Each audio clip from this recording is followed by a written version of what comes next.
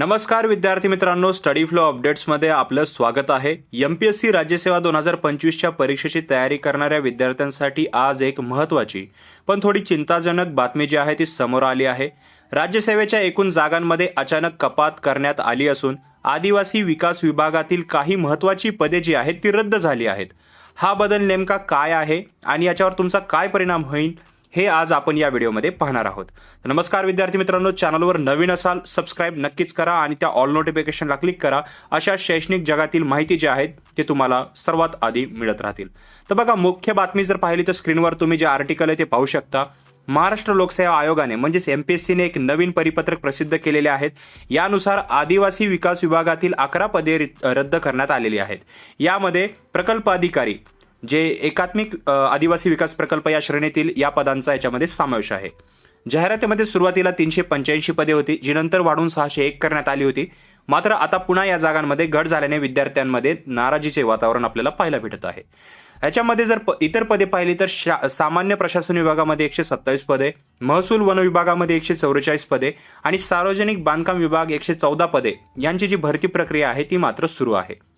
आता याच्यामध्ये जे 11 पदे रद्द झालेले आहेत ते उपसंचालक प्रकल्प अधिकारी ग्रुप ए श्रेणीतील होते।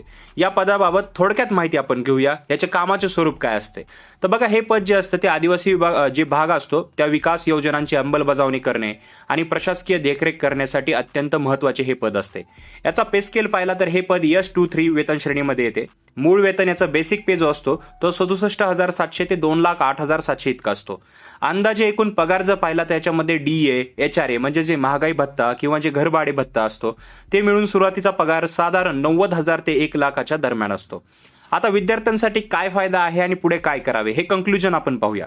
तर आता प्रश्न पडतो की ही माहिती विद्यार्थ्यांसाठी कामाची आहे का? तर हो, नक्कीच, कारण जागा कमी झाल्यामुळे स्पर्धेमध्ये मोठी वाढ होणार आहे।